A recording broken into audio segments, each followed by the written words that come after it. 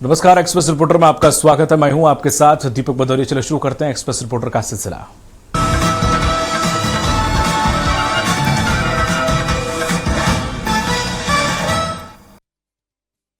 बाबा साहब भीमराव अंबेडकर की Gwalior high court खंडपीठ में प्रतिमा स्थापित करने के लिए कांग्रेस पार्टी ने 3 दिवसीय प्रदर्शन का किया है आह्वान। दलितों के घर प्रदेश अध्यक्ष जीतू पटवारी और कांग्रेस के नेताओं ने किया भोजन। संविधान निर्माता बाबा साहब भीमराव अंबेडकर की प्रतिमा को लेकर प्रदेश में सियासत पूरे शबाब पर है। मध्य प्रदेश कांग्रेस कमेटी की ओर से 3 दिवसीय प्रदर्शन का आह्वान किया गया है। ग्वालियर की हाई कोर्ट खंडपीठ में बाबा साहब अंबेडकर की प्रतिमा स्थापित करने के लिए कांग्रेस पार्टी प्रदेश भर में अलग अलग तरह से जन आंदोलन चला रही है। आज कांग्रेस पार्टी के प्रदेश अध्यक्ष जीतू पटवारी सहित पार्टी के अन्य पदाधिकारी दलितों के घर पहुंचे, जहां पर उन्होंने दलितों के घर में खाना खाया और कहा कि कांग्रेस पार्टी ही एक ऐसी पार्टी है जो दलितों के साथ हमेशा खड़ी रही है और बाबा साहब भीमराव अंबेडकर के बताए आदर्शों का अनुसरण करती रही है। कांग्रेस पार्टी का खुला आरोप है कि भारतीय जनता पार्टी हमेशा बाबा साहब का विरोध करती रही है और सिर्फ राजनीतिक इस्तेमाल भारतीय जनता पार्टी के नेताओं ने उनका किया है। यहीं कांग्रेस अध्यक्ष जीतू पटवारी ने ये भी कहा कि जब तक ग्वालियर हाई कोर्ट की खंडपीठ में बाबा साहब अंबेडकर की प्रतिमा स्थापित नहीं हो जाती है, तब तक कांग्रेस पार्टी तरह तरह के प्रदर्शन करती रहेगी। भोपाल के पंसील नगर स्थित बुद्ध विहार मंदिर में सभी कांग्रेस के नेता पहुंचे। दलितों के बीच में उन्होंने कहा कि वो बाबा साहब भीमराव अंबेडकर की आवाज उठाते रहेंगे और जब तक प्रदेश की सरकार नहीं झुकेगी तब तक वो प्रदर्शन करते रहेंगे और दलितों के साथ खड़े रहेंगे। भोपाल से एक्सप्रेस रिपोर्टर के लिए संदीप मिश्रा। रायसेन के नेशनल हाईवे 146 स्थित बंगनेश्वर पुल के ज्वाइंट गैप में एक बड़ा सा गड्ढा हो जाने से वाहन चालकों को काफी परेशानी का सामना करना पड़ रहा है। रायसेन के नेशनल हाईवे 146 स्थित बंगनेश्वर पुल के ज्वाइंट में बड़ा गैप आ गया है, जिससे यहां पर एक बड़ा गड्ढा हो गया है, जिससे आए दिन वाहन फंस रहे हैं और दुर्घटनाओं का शिकार हो रहे हैं। दिन में तो ये गड्ढा दिखाई जाता है, लेकिन रात के अंधेरे में ये गड्ढा वाहन चालकों के लिए मुसीबत का कारण बन रहा है। बेदवा नदी के पुल पर ये स्थिति करीब 1 महीने से बनी है। इस पुल से अधिकारी, जनप्रतिनिधि सहित अन्य वीआईपी भी यहाँ से आना जाना करते हैं, लेकिन जिम्मेदार उक्त गड्ढों को ठीक करवाने की दिशा में कोई ध्यान नहीं दे रहे हैं। भोपाल से रायसेन होकर सांची तक नेशनल हाईवे की सड़क के नाम पर सेहतगंज के पास टोल नाका के माध्यम से वाहन चालकों से टैक्स के रूप में राशि भी वसूल की जा रही है, लेकिन वाहन चालकों को अच्छी सड़क के नाम पर परेशानियों से जूझना पड़ रहा है। वहीं बेदवा नदी के पंगनेश्वर पुल पर उभर आए इस गड्ढे में एक बुलेरो फंस गई थी, जिससे टोचन करवाकर खींचना पड़ा। वाहन मालिक गौरव अहिरवार ने बताया कि पुल पर हुए गड्ढे को शीघ्र ठीक करवाना जाना चाहिए। लगभग 1 महीने से इस गड्ढे की वजह से वाहन चालक परेशानी का सामना करना पड़ रहा है, जबकि जिम्मेदारों द्वारा इस ओर ध्यान नहीं दिया जा रहा। Naseem Ali, express reporter, Raisen. सियासी चुनाव आते ही नेता वोटर से कई वादे करते हैं और नेता जीतने के बाद अपने वादे भी भूल जाते हैं।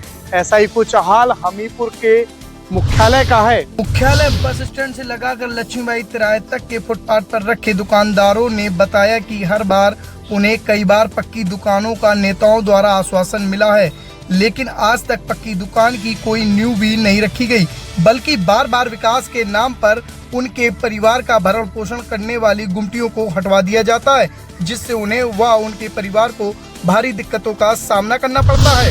आखिरकार क्या इन दुकानदारों को पक्की दुकानें मिल पाएंगी या विकास के नाम पर इन दुकानों को बार बार हटाया जाएगा? एक्सप्रेस रिपोर्टर के लिए धर्मेंद्र महाजन, हमीरपुर। बड़वानी जिले के राजपुर जनपद पंचायत की ग्राम पंचायत छोटी खरगोन में शराब से त्रस्त महिलाएं कलेक्टर से मिलकर की शराबबंदी की मांग बोली। कई महिलाएं छोड़ चुकी है घर, भगवान हनुमान जी से लगाई शराबबंदी की गुहार। मध्य प्रदेश के बड़वानी जिले की राजपुर विकास खंड स्थित छोटी खरगोन गांव में अवैध शराब बिक्री के खिलाफ महिलाओं ने मोर्चा खोल दिया है। मंगलवार को गांव की 50 से अधिक महिलाएं और पुरुष कलेक्ट्रेट पहुंचे। कलेक्ट्रेट कार्यालय परिसर में बने छोटे हनुमान मंदिर में भी पुरुषों और महिलाओं ने भगवान हनुमान के सामने ज्ञापन रख शराबबंदी की मांग की और भगवान से प्रार्थना की कि गांव में शराबबंदी हो जाए, जिससे गांव के युवाओं का भविष्य सुधर जाए। 3000 से अधिक आबादी वाले इस गांव में 800 से ज्यादा परिवार रहते हैं। गांव की जीवी, भावरिया और अन्य महिलाओं ने कहा कि शराब पीकर पति बच्चों और पत्नियों को पीटते हैं। इस कारण कई महिलाएं अपना घर छोड़कर मायके जा चुकी है। ग्रामीण बबलू चावड़ा ने कहा कि गांव में कुछ लोग अवैध शराब का कारोबार कर रहे हैं। इससे रोज पति पत्नी और परिवार में झगड़े होते हैं। ग्राम सभा में कई बार शिकायत की गई, जुलवानिया थाने में भी शिकायत दर्ज कराई, लेकिन कोई कार्रवाई नहीं हुई। ग्रामीणों ने कलेक्ट्रेट कार्यालय में जन सुनवाई के दौरान आवेदन दिया। साथ ही कलेक्ट्रेट परिसर स्थित हनुमान मंदिर में भी शराबबंदी के लिए प्रार्थना की। महिलाओं ने आबकारी विभाग के अधिकारियों को भी अवैध शराब कारोबार रोकने का आवेदन दिया है। जिला मुख्यालय पहुंचकर कलेक्टर को की शिकायत, साथ ही भगवान हनुमान जी से भी शराबबंदी को लेकर गुहार लगाई। बड़वानी से स्वराज एक्सप्रेस के लिए अतुल कुमावत। कांग्रेस के प्रदेश प्रभारी सचिन पायलट ने 2 दिनों तक लगातार कांग्रेस की मैराथन बैठक ली। उसके बाद आज दूसरे दिन प्रेस कॉन्फ्रेंस लेकर बीजेपी सरकार पर जमकर निशाना साधा। प्रेस कॉन्फ्रेंस में सचिन पायलट ने बताया कि कांग्रेस के राष्ट्रीय अध्यक्ष मल्लिकार्जुन खड़गे 7 जुलाई को छत्तीसगढ़ आएंगे।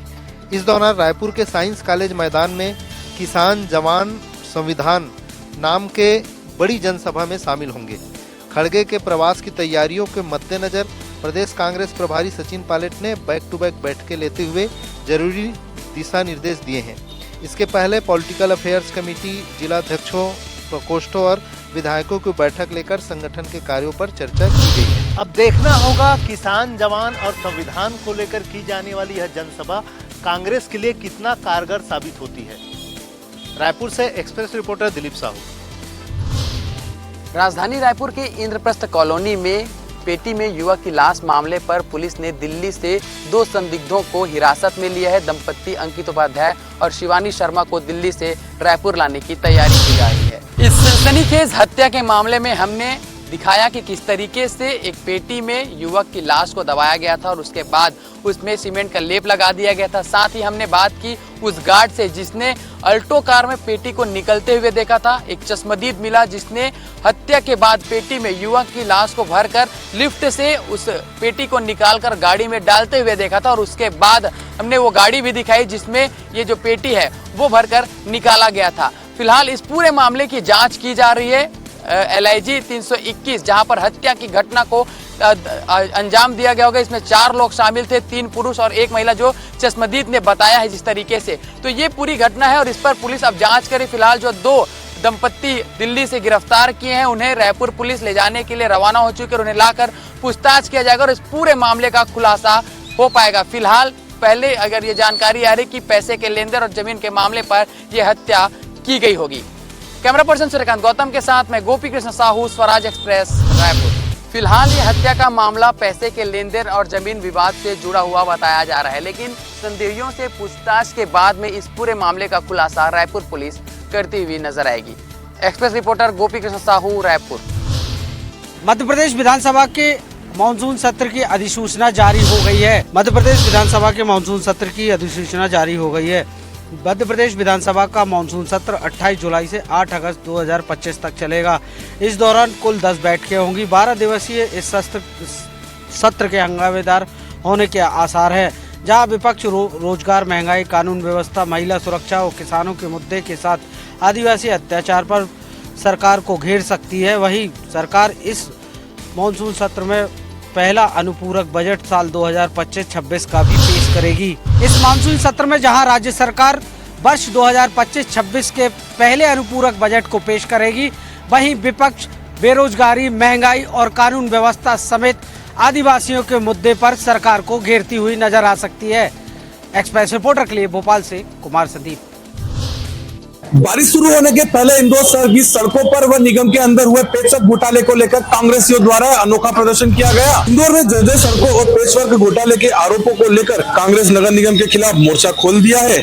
मंगलवार को कांग्रेस कार्यकर्ताओं ने मधुमिलन से छावनी चौराहे तक की सड़क पर किए गए खराब पेचवर्क को लेकर जोरदार विरोध प्रदर्शन किया।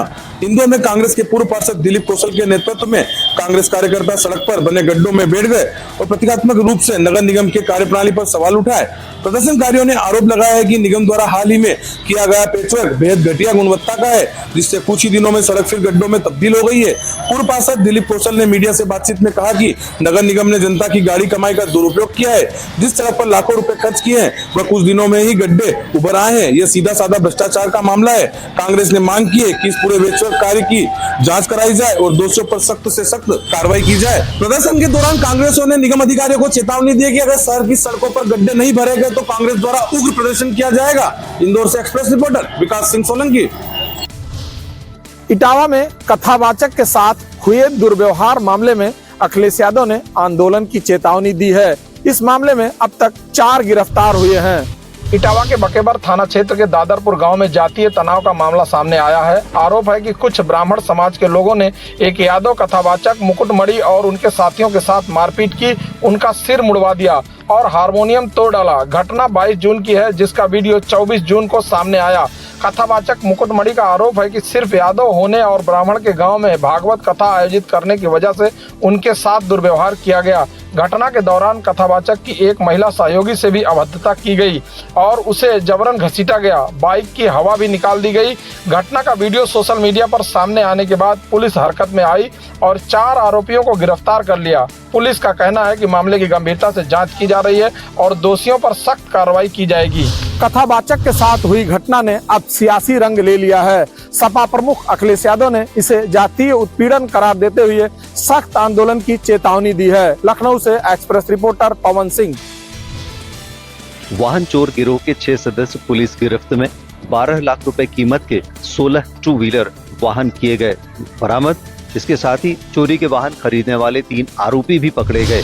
जबलपुर के भीड़ वाले इलाकों से टू व्हीलर चोरी की बढ़ती वारदातों को रोकने के लिए क्राइम ब्रांच ने ऐसे क्षेत्रों की निगरानी करना शुरू किया, लेकिन शहरी इलाकों से वाहन चोरी के संबंध में कोई भी इनपुट नहीं मिलने के बाद जब क्राइम ब्रांच की टीम ने ग्रामीण क्षेत्र में निगरानी की, तब शहपुरा और पनागर थाना क्षेत्रों में 6 बदमाशों से पूछताछ की। तब उन्होंने शहर के विभिन्न क्षेत्रों से वाहन चुराना कबूल किया। पुलिस ने इन शातिर चोरों से चोरी के वाहन खरीदने वाले 3 आरोपियों को भी गिरफ्तार किया है। इन सभी आरोपियों से 12 लाख रुपए कीमत के 16 टू व्हीलर बरामद किए गए हैं। पकड़े गए वाहन चोरों से पुलिस लगातार पूछताछ कर रही है। ऐसा माना जा रहा है कि शहर के अन्य स्थानों पर भी जो टू व्हीलर चोरी किए गए हैं, इनके संबंध में भी और जानकारी प्राप्त हो सकती है। Arvind Dubey, access reporter, Jabalpur.